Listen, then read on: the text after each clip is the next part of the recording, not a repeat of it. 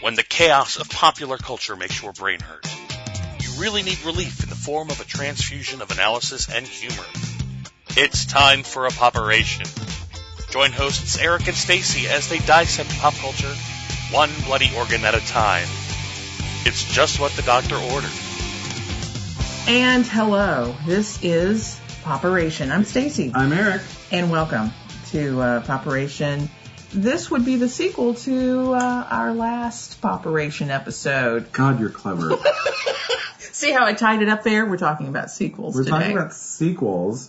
POPeration the sequel is what we'll just call this whole podcast. And, it's sequels are sometimes my very favorite thing, and sometimes they're just the worst And we're talking thing about, ever. I guess we're talking about movie sequels, I suppose, would be For as the opposed most part. as opposed to books have sequels too, right? Books have sequels, yes. I guess some plays do. TV shows have spin-offs or they come back, Right.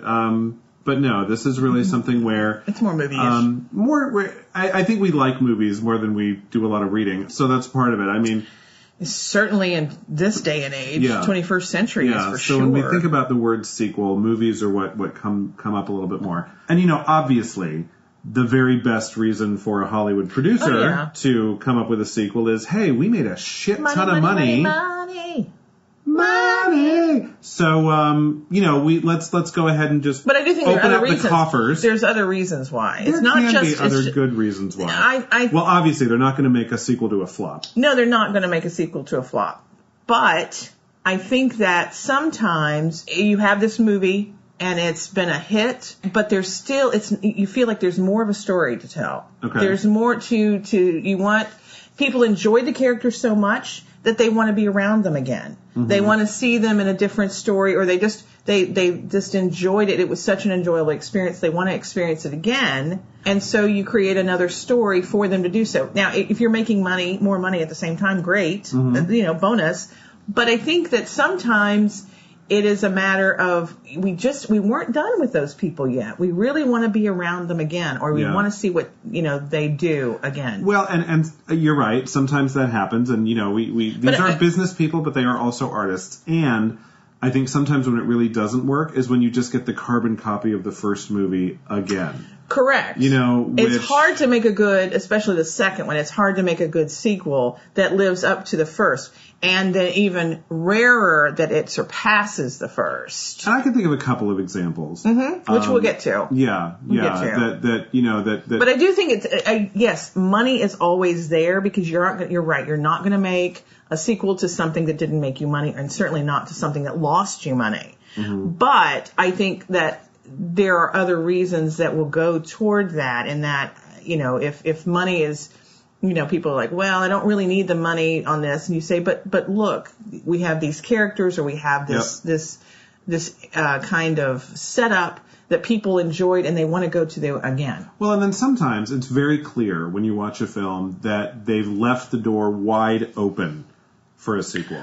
Right, they were hoping. They were hoping, and they actually maybe even created, I think probably the best example of that would be the whole Star Wars trilogy, the original one. In that, George Lucas apparently wrote this 8-hour screenplay, and everyone said, are you insane?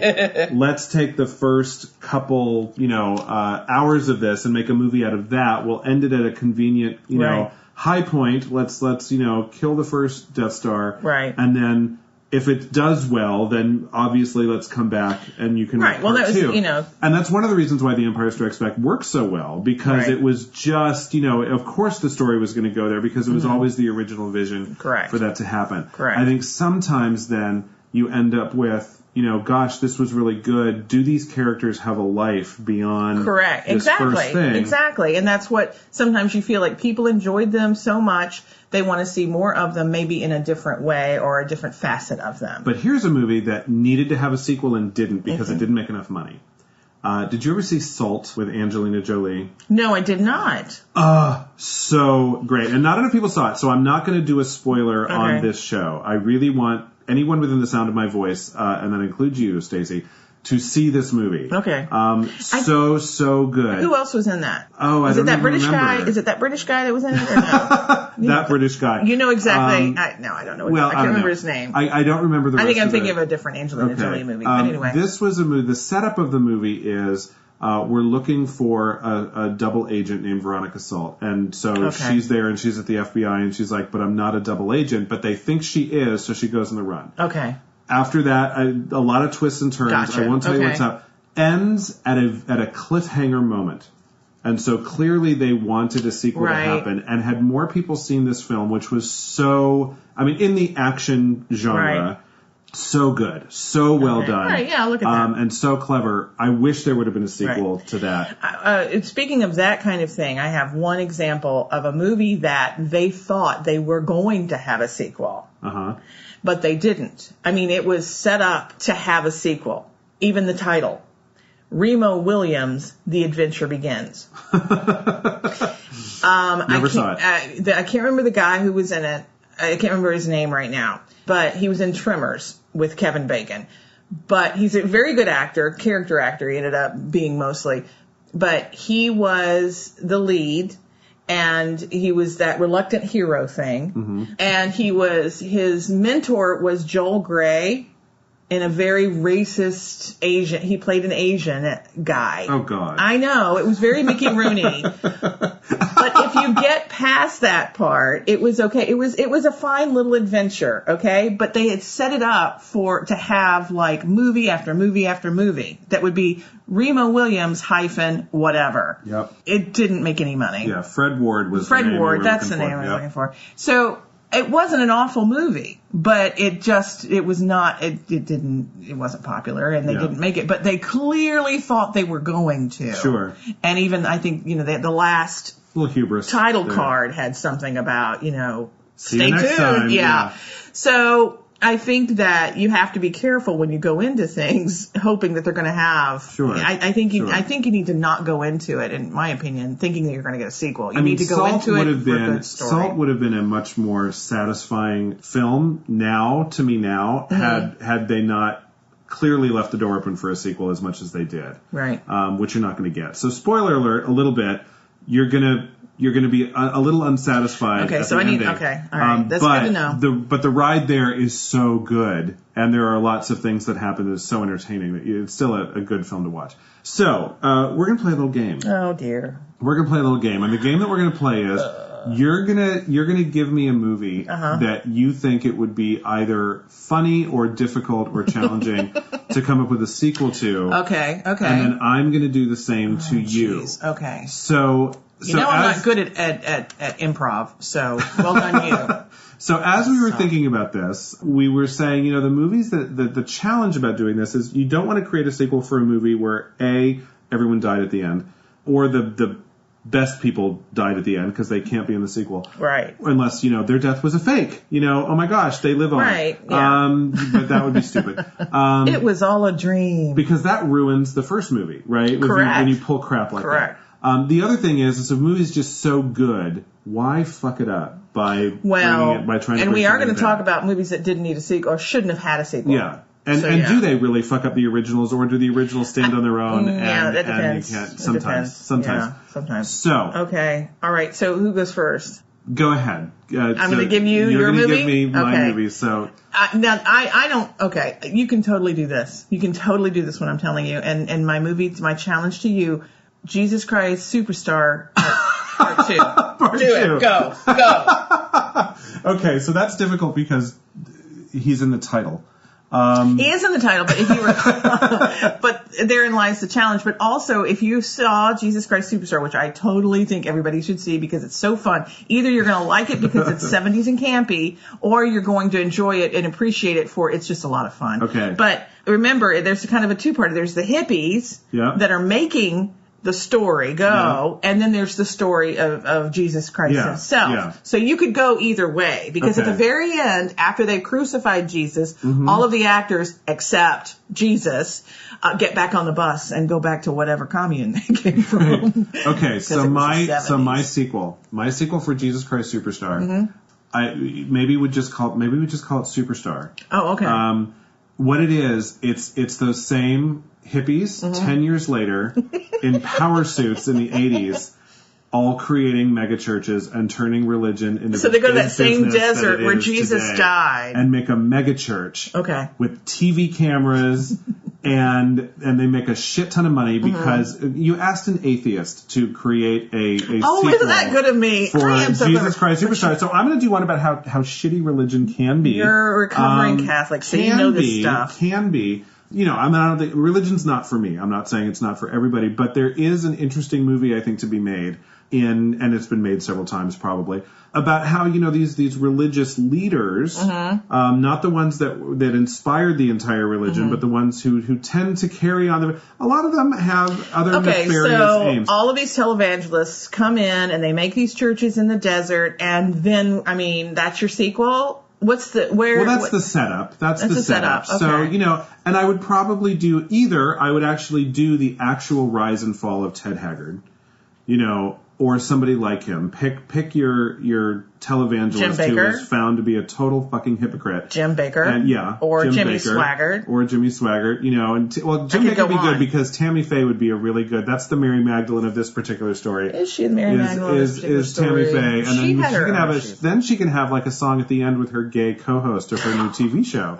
And that could be really fun. So yeah, it would be the rise and fall, a la Jesus Christ, but this time of a televangelist who's a total hypocrite, but done in the style and costumes of the 1980s.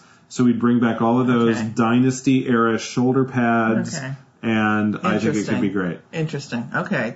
That's my sequel to Jesus Christ Superstar. Okay, I'm not sure that it would surpass the original, but good. I don't know that it would, but you know, for those who liked it, it would be interesting. Definitely, you'd have to get into it. So lay it on me. I'm not looking forward to this. Okay, so your challenge is to create for me a sequel to When Harry Met Sally.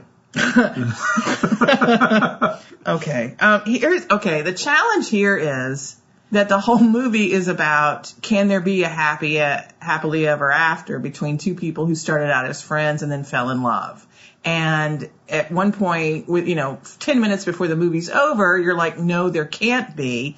Then they finally figure out that there can be. And the last scenes is them sitting on the couch like all those other old people were, and couples, talking about their wedding cake. So clearly they got married. Yep. So then you're going, so what would the second part of this be? And I have a choice. Do I go with their kids? Or here's what I think I do. I think When Harry Divorced Sally. Because what I think is that she was really, really OCD. Or anal retentive. Or something. She was just really, really neurotic. Yeah. And I think she played that role a lot. Right. I think that's her French default. Kiss, where she's like putting the Q-tip into her computer keyboard. She's a little default there. But anyway, so I think they get divorced. But it's after they have kids. So they have kids. So they're having to do that whole thing. And I think the challenge would be for them, can former husband and wife remain friends after they've had this relationship and all the children? Oh, bam! Drop. Mic drop. Boom. Mic drop. Depressing as hell. It's awful. Which is why nobody ever made a sequel. Because nobody wants one. No, you don't want one. I wouldn't want to see that piece of crap. But I think and also here's the timing of it. Okay. In the 80s would have been right on par. That's exactly where they would have gone, is down that dark road and made it that way. Yeah. Because when the spinoff, we're talking about the difference between sequels and spinoffs. Like in TV, so there was the Mary Tyler Moore show. The spinoff was Lou Grant. Yeah. That was much darker than Mary Tyler Moore. Yeah. So I think that's how this would have gone. It would have gone darker. But also I think that you would have had to include Meg Ryan's facelifts. Yeah, that would be a plot point. That might have been the straw that broke the camel's back. And why Billy Crystal? And then Billy Crystal had to keep up. It was awful. By the end, they're two different people. What? Whose ears meet in the back of their heads. Oh my God! Anyway, so there you go. That's how the challenge accepted. So I think that what we learned in our first segment here today is that some movies don't need sequels. You know, and granted, we were doing it right here on the run, but it's sometimes when they take people take a lot of time, which we'll talk about, sequels that took a lot more time than we did to be created. And still suck. So when we come back, we're going to talk first about, how do we want to do this? The ones that worked and then the ones that we have more fun one of those. crashing things. We'll do one of those. So when we come back, we're going to do sequels that worked really well. Like sometimes it works, right? Yep. Sometimes they do a good job. We'll take a break, and then we'll come back with the sequels that rocked our world. You're listening to POPeration with Eric and Stacey. Take a deep breath. This may sting a little. And okay, so we're back, and we're talking about sequels, and we proved that there shouldn't be Jesus Christ Superstar Part 2 or When Harry Divorced Sally. Neither of those movies should ever exist, and if they do, please avoid them. You know what? Leave a comment on the blog, though, of other films that should never have a sequel, and we'll see if we can come up with funny things. Okay, all right, yeah. Challenge us. We'll have some fun with that. And you know what? Sophie's Choice doesn't count because I already thought of it, and Eric already came up with something, but we'll talk about it. Just as dark as the original. Yeah, just as dark. That would but it work. shouldn't have one. It really shouldn't. So, when do they work? When do they work? Great sequels. Well, we talked about Star Wars already. We did, but we also talked about how that was like a plan from the beginning. Almost, and it's like Harry Potter, plan from the beginning. Lord of the Rings, plan from the beginning. Well, Lord of the Rings is actually one big book that they just turned into 3 movies. But I mean, those movies don't even again, count as my sequels. whole point is it's a plan from the beginning. It's not like, oh, we have a hit here, and either we want to make more money or we want to make more money, and we can, make these characters more developed or whatever. Sure. So on the other side, which we're going to talk about the ones that don't work later, that did happen at the end of the trilogy where they decided to go back and make these prequels. In Star Wars. In Star Wars. Yes. Which were universally accepted as god-awful. No, the first 3, 1, 2, and 3, which of course were really the second 3, that's not confusing enough. They were off. They were god-awful. Somebody made Natalie Portman act badly, which just seems weird. Well, there were so many things wrong. And it really all landed at George Lucas's feet. It was just bad. It was bad on virtually every layer. The directing, the writing, everything was bad. And I think thought Jar Jar Binks was a good idea? I don't want to talk about that because it makes me angry. Jar Jar Binks makes me angry. And the worst part about those sequels is that they were all leading to this inevitable tragedy, which was the creation of Darth Vader. And I think that's part of the problem. Ending, whereas Jedi ended with, we won! Yes. The good guys won, which is what we all wanted. And now we're going to, this evil thing is going to be created. And that's the problem with going to prequels. As much as one would, as much as George wanted to have all of these, the set of 9 movies and stories, that's great. But when you start with the middle section, it's even more challenging to make those prequels work. Especially when the special effects get better. Correct. And they look way better than what's supposedly in the future. Which, I will say this, speaking of sequels with the Star Wars thing, when we're looking at this, Rogue One did a nice job with that. It's supposed to be taking place during number 4 of Star Wars at the same time. And of course we have better effects now, special effects. But they did a nice job melding the two, so you still believed it was happening at the same time. That's great. That Han Solo was meeting Luke and Leia. So anyway, again, I don't know if they should count as much in as what we're talking about. Yeah. But one of the ones on your list that you said, a sequel that just worked really well, maybe even better than the first, was Toy Story 2. Oh my gosh, yes.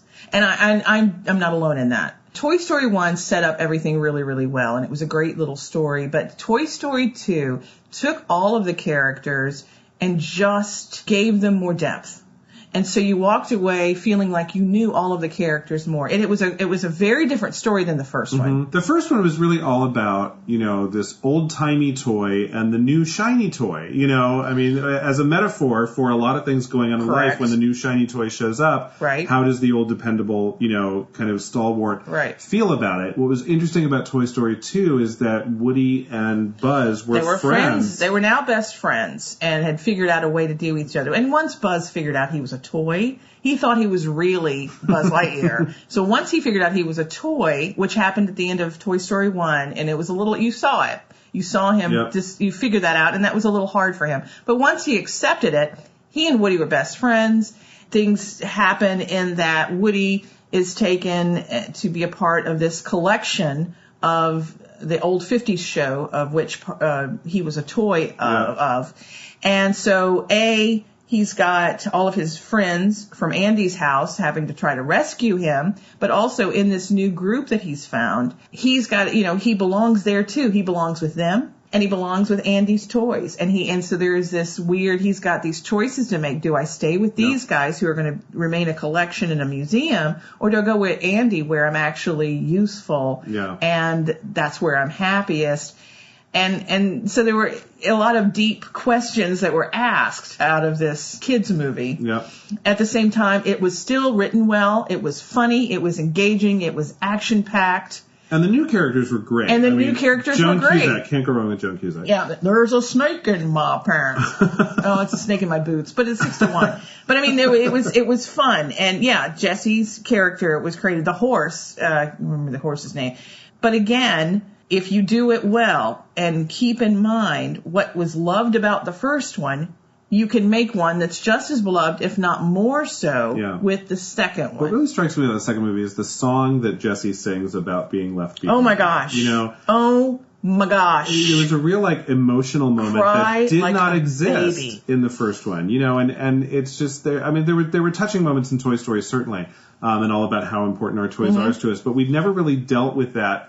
You know, because Andy was still a young boy. How does it feel how does the toy feel when it's sold at the yard sale, when it's outgrown? Yeah. And it was devastating, absolutely devastating song. And that was a real fear, and that's a real feel for kids to feel like they might get left behind.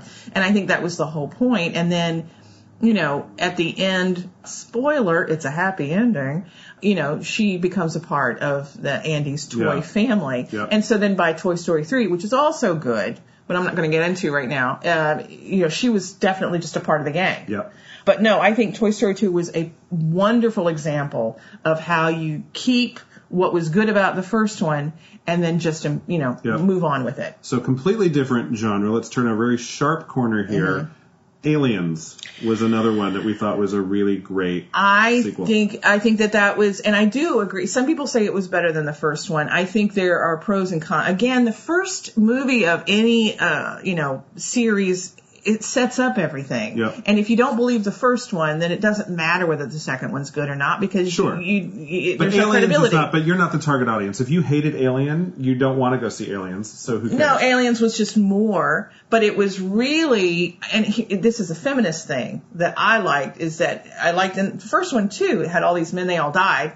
And she's the only one left. And so she was definitely, there was no ambiguity in the second one. Clearly Sigourney's character she was going to be the one.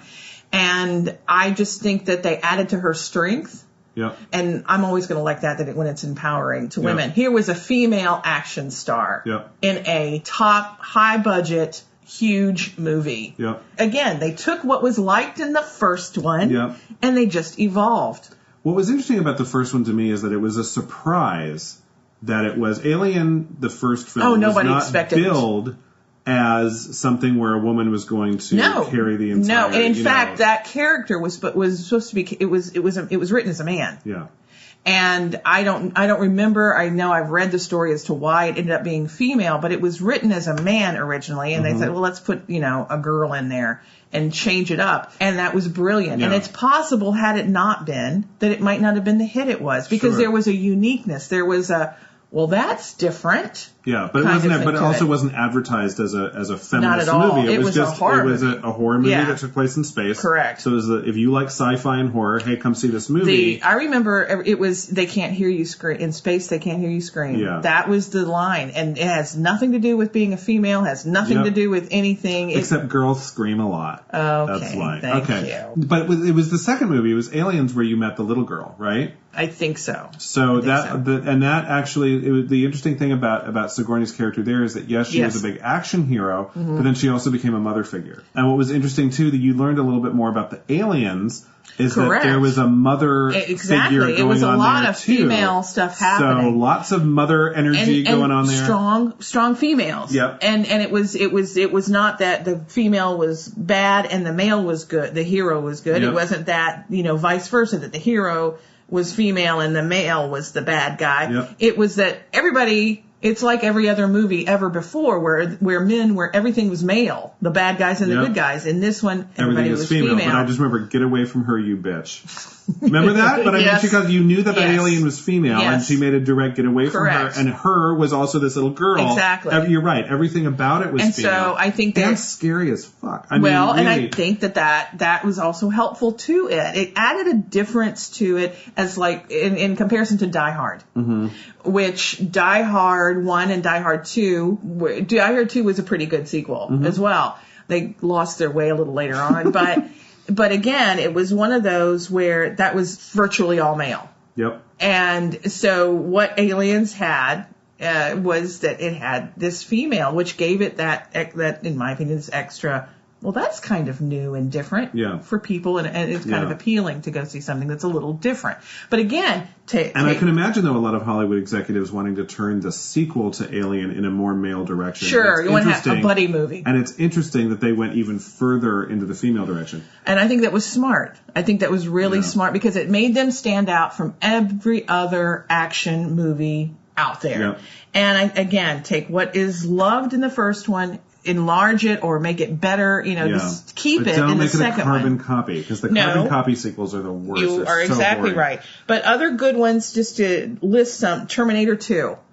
Yep. As good as, some people say better than the first, but as good as. The time travel was interesting, and making Schwarzenegger the good guy was interesting. I think that was a great twist, but I think part of it is, again, I have a hard time slapping down firsts, because they're the ones that set up the second one to be as good as it is. Yeah. So Terminator 2 Judgment Day, I think that was a really good, it wasn't just a sequel, they really turned it all on its axis.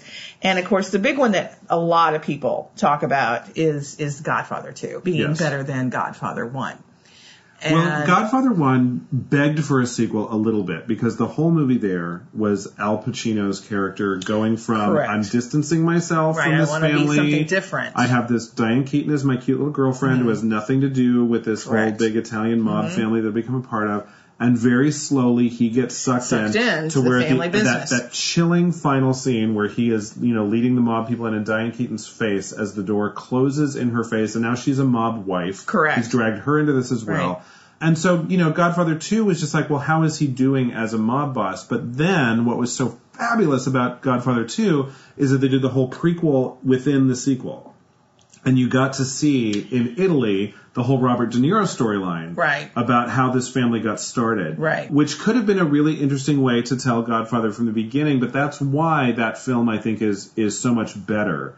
Is that it's kind of this duality of you really understand like where they came from and how this organized crime family got started. Very easy to say criminals, everything about them wrong, but it really humanizes that whole experience. And who would have thought you could humanize a mobster? Yeah, but the sequel should do is that it should help you learn more about those characters that you liked in the first one.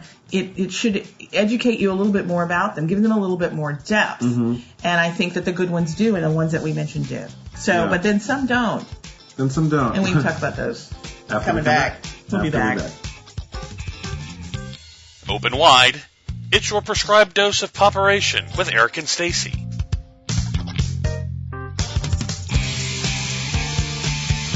So we're back. And we were talking about Godfather 2, and as we transition into sequels that don't work so well, I think we have to give at least passing mention to that monstrosity that was The Godfather Part 3. Okay, true. Right. Just nobody needed it. Nobody needed that movie. It wasn't necessary, and I think that's probably the running thread of most of the sequels that we're going to talk about that don't work. If I throw out, not necessary. Exactly, and I think that I mentioned Die Hard earlier as well, and that was I feel like the last ones were just made just for the almighty dollar. Yeah. They didn't do anything except they were exactly the same. Although what's interesting is that a lot of the ones that we're talking about kind of belong in the action or kind of kids movie franchise kind of thing. This was a drama. I think they probably wanted The Godfather Part 3 to be Oscar bait. Yeah, I'm sure the first two had won Oscars. Yes. Of course, they were totally going for that. They wanted that. And wouldn't that have been great to have a trilogy where they were all Oscar films? Wouldn't that have been wonderful? But it just didn't work out that way. No, not when it sucks. And of course the big thing, so Sofia Coppola is actually a little heroine of mine. Love her in that she really carved out for herself a role as a writer or director. Yes, later. I think that's where. No offense, that's poor what she thing, been. not an actor. No, because when Winona Ryder got sick and had to remove herself from that night, and she was Al Pacino's daughter in this. He just said, "Well, here, my girl can do it." My daughter is the same age, and not a good choice. She can't. Not a good choice. Nepotism did not work in favor there. No, it just again, you can't lay it all at her feet. It's a matter of you really got to take the time, and I think that sometimes your sequels are more challenging because you've got to work with what's already there. You can't make up a whole bunch of stuff, but you've also got to make them deeper. You've got to make them more well-rounded. You've got to show me something new about this character that I've known for 2 movies already. You've got to show me a plot. You've got to give me something that makes you stand out, makes you unique. Don't give me So here's an idea. Let's take a movie that worked really well on a bus and put it on a boat. That'd be a great movie. So here again, Speed now, 2. Everybody should have had a heads up when Keanu said no. Okay, because clearly, he did Matrix stuff. I think that that was done once he said no. They really should have rethought because. Because then what I understand is they put Sandra Bullock in his role and then hired Jason Patrick to be the himbo. How they correct. That's exactly kind of how she suddenly was not the character she was in Speed. It was really like you were watching a completely new movie, and the only thing it had in common was Speed was in the title. I remember it, and basically wasn't it the same setup though? The boat couldn't slow down either, or it was going to blow up. I don't even remember what the setup was. I just remember, yes, it was something like that with regard to speed and boats, and it was. But again, it was the same plot as you said, from a bus to a boat. So here's what IMDb says. A computer hacker breaks into the computer system of the Seaborn Legend cruise liner and sets it speeding on a collision course into a gigantic oil tanker. Yeah. And again, what it did is Jason Patrick was hot. That was the only thing that was good about this movie. The problem is, this is what they did the opposite of what I said, which is you keep what's good about the first one and then just make it better, make it evolve. They didn't. They said, what everybody liked about this one was that Sandra was in it and there was speeding something and then it was possibly going to die. No. We liked the interplay between Keanu and Sandra. We liked her as the character that she was in Speed 1. And the reason that Dennis Hopper's character did what he did was it was deeper than just this. They just took the wrong stuff. It's like they picked the wrong stuff that they thought wrong. They judged the public wrong. They said they like it because of this, but we didn't. We liked it because of other things. And it wasn't necessary. There was nothing about speed it did not help because anything. Part of what a sequel can do, if it's good, is it can actually make the original better in retrospect. Here's what I'll tell you: one sequel that did make the original better. What was that? Grease 2. Oh God.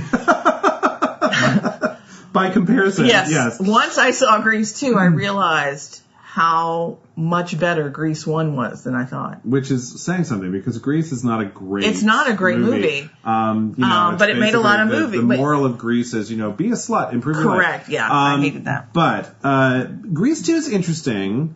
It's an interesting choice to talk about because it's not really a sequel other than it takes place at the same high school. Correct. And some of the supporting characters who play faculty are around. Right. But all of the characters that drove Grease are gone and not even referred to. The gangs remain, right? So the Pink Ladies are still there. Yeah, they still have the same jackets. And the T-Birds are still there. And then, of course, they did the cute gender reversal thing. Right, and the guys... Where the Australian, bimbo is now a himbo. And he's from England. Yes. And now, Michelle Pfeiffer, is the Danny Zuko of this one because she leads the Pink Ladies and she's in love with someone who's not socially acceptable.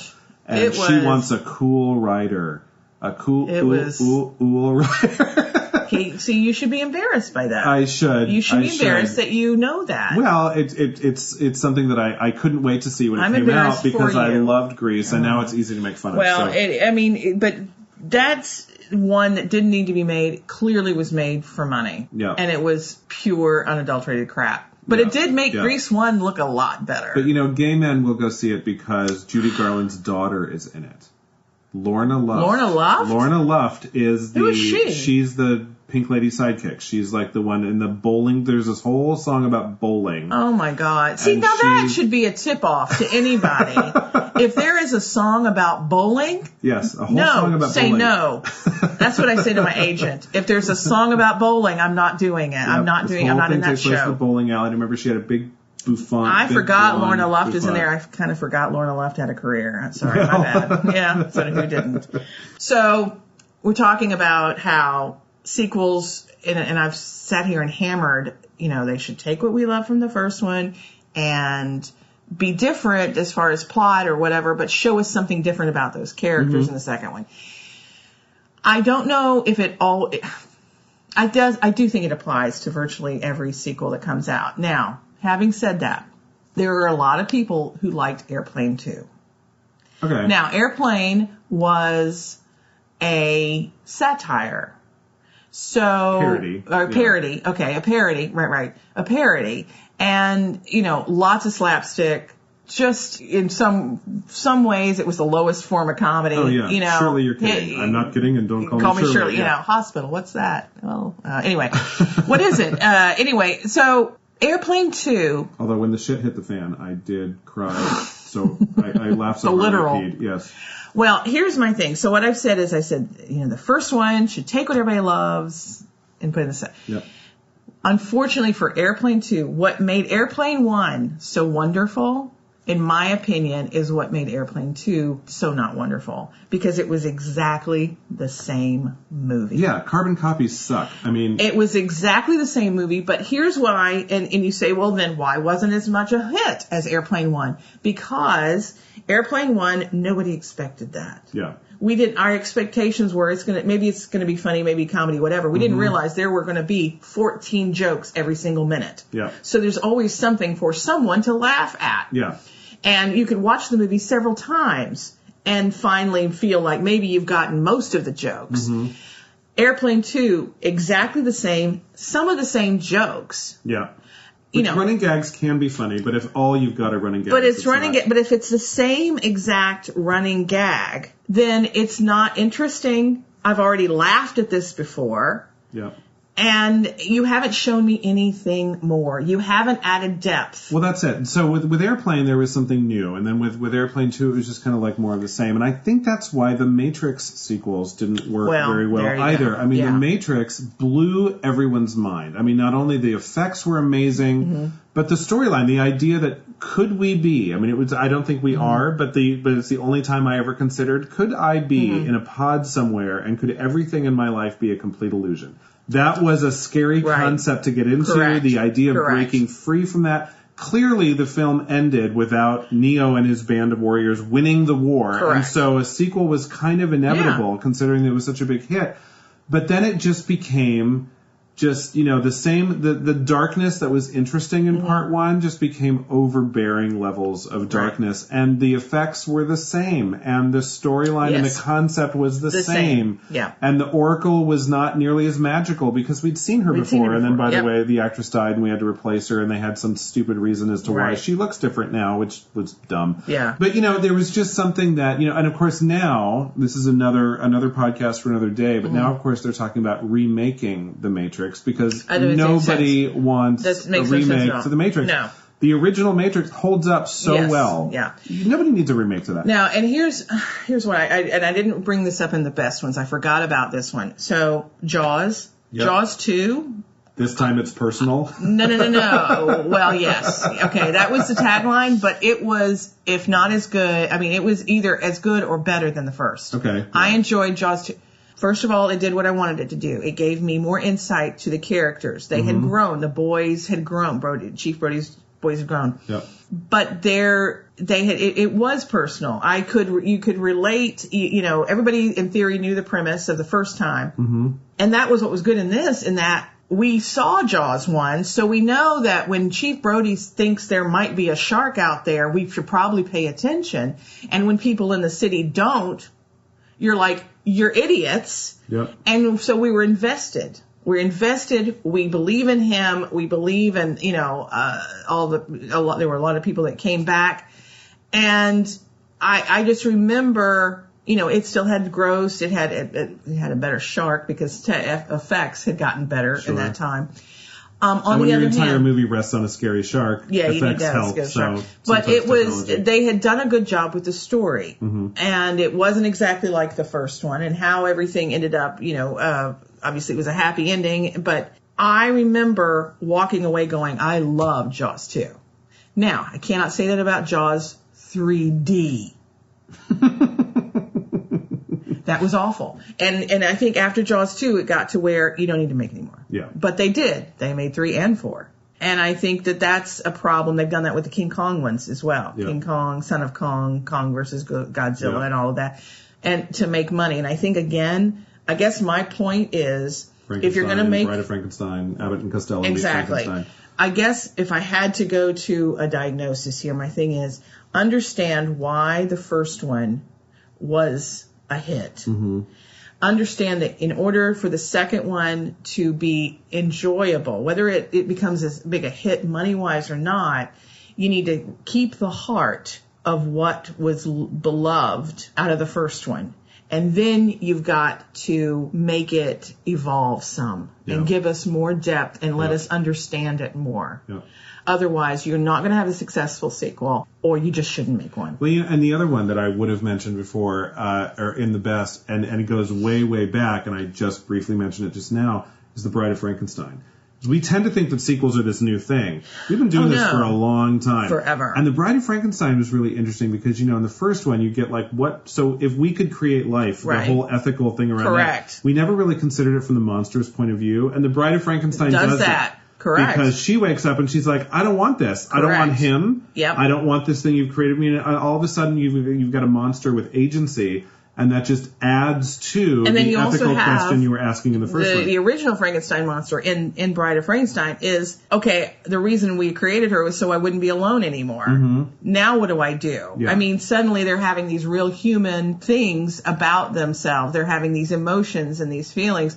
But no, exactly. That is a really good example. I'm glad you brought that up. And that it does. It goes way back to black and whites and even silence probably. But I think that, again, my point is, if you're going to make a sequel, you need to understand why the first one was successful. Yeah. And if you don't understand it, then your sequel probably won't be successful because you will have missed what it is that people loved about it anyway. Yeah. So final diagnosis.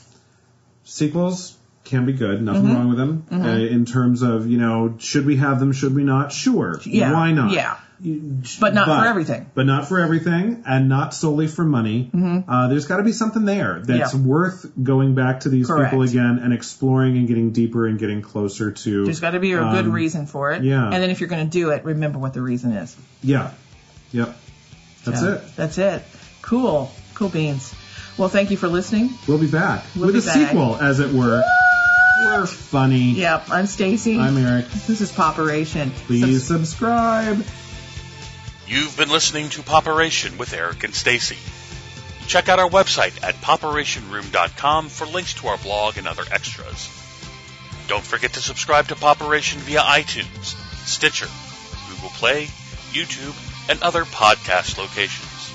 You can also follow at POPeration Room on Facebook and Twitter. Music provided by purpleplanet.com.